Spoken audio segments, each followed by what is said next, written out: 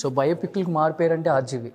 ఎలాంటి బయోపిక్ తీయడానికైనా భయపడకుండా తీసే వ్యక్తి ఆర్జీవి అనిపించుకున్నాడు.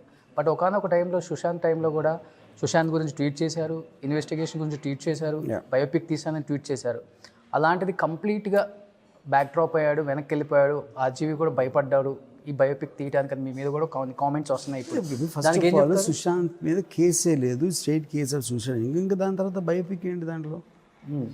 అందరూ చాలా పెద్ద డ్రామా ఉంది, వెనకాల మర్డర్ కేసు ఉంది, ప్లాట్ ఉందంటే అది ఏమీ లేదని చెప్పాను. అలా నమ్మిన వాళ్ళు వాళ్ళు తీయాలి బయోపిక్. నేను ఎందుకు తీస్తాను? అంటే పెద్ద పెద్ద హీరోయిన్స్, డైరెక్టర్స్, హీరోస్ కూడా కామెంట్ చేశారు కదా, దీని వెనక చాలా పెద్ద కథ ఉంది. వాళ్ళని తీసుకోమండి. అంటే మీరు తీస్తా అన్నారు కదా. నేను ట్వీట్ చేసింది దాని వెనకాల ఏమీ లేదు అని చెప్పి తీశాను. అలాంటప్పుడు బయోపిక్ ఎలా తీస్తాను? సరే మీరైతే తీరు ఏంటి ఇలా ఉండటానికి ఏమన్నా డైలీ ఎప్పటికప్పుడు ట్రై చేసుకుంటారు? మీకు మీకు మీకు ఉంటుందా సెల్ఫ్ కాన్ఫిడెన్సా, లేకపోతే ఏదో ఉండాలి కాబట్టి ఉంటారు ఎట్లా? నాకు మా మదరు నేను చిన్నప్పుడు తన ఒళ్ళోంచి జారి కింద తల మీద పడ్డా. అప్పటి నుంచి ఇలా అయిపోయాను. ఇప్పటికి ఫీజులు ఎగరా నిజంగా? అంతే కదా, తల మీద పడితే ఇంకేమవుతుంది?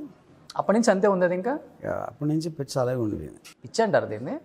వాట్ మీ ఇష్టం వచ్చిన పేరు పెట్టుకోండి. ఫ్యూజులు ఎగిరిపోయినాయా, పెచ్చా, లేకపోతే? నేనైతే పిచ్చి అనుకోవట్లేదు, తెలివి అనుకుంటున్నాను. నేను ఇలా మారింది దానికోసం. దాని తర్వాత మీ ఇష్టం వచ్చిన పేరు మీరు పెట్టుకున్నాను.